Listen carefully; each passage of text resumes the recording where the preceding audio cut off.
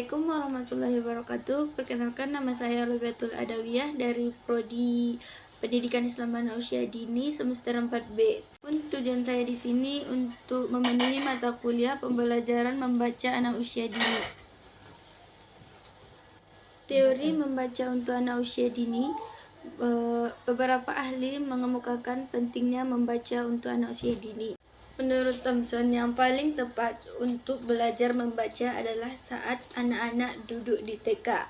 Sedangkan menurut para ahli lainnya, anak usia dini 4-6 tahun berada pada masa peka untuk belajar membaca.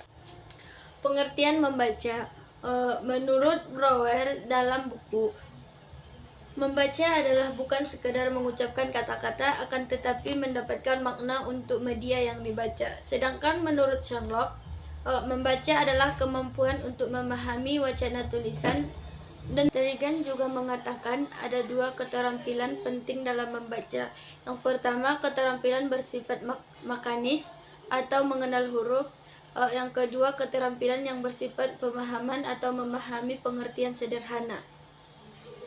Yang ketiga, hakikat membaca, permulaan dan tahapan pembaca. Membaca permulaan menurut Braja adalah belajar mengenal lambang-lambang bunyi bahasa dan rangkaian huruf, kemudian menghubungkan. Selanjutnya, beberapa ahli juga mengemukakan dari tahapan perkembangan membaca yang dikemukakan oleh ahli kita akan dapat mengambil kesimpulan apa yang dimaksud membaca permulaan.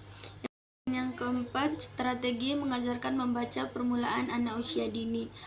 Salah satu keterampilan membahas adalah membaca. Dalam memberikan pembelajaran membaca untuk anak usia dini, tentulah berbeda dalam menyampaikan materi pembelajaran membaca.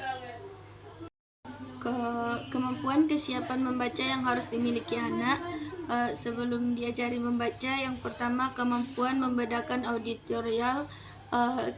Kedua, kemampuan diskriminasi visual. Anak-anak harus memahami objek yang dilihat. Yang ketiga, kemampuan atau membuat hubungan suara simbol. Yang keempat, kemampuan perseptual motoris. Yang kelima, kemampuan bahasa lisan. Dan yang keempat, membangun sebuah latar belakang pengalaman. Dan yang terakhir, macam-macam strategi mengajarkan kegiatan membaca kepada anak. Yang pertama, membaca buku cerita bergambar. Yang kedua, mengajak anak bermain mencari huruf. Dan yang ketiga, mengajak anak menebak kata. Dan yang keempat, mengenalkan anak huruf atau kata. Cukup sekian yang dapat saya sampaikan. Assalamualaikum warahmatullahi wabarakatuh.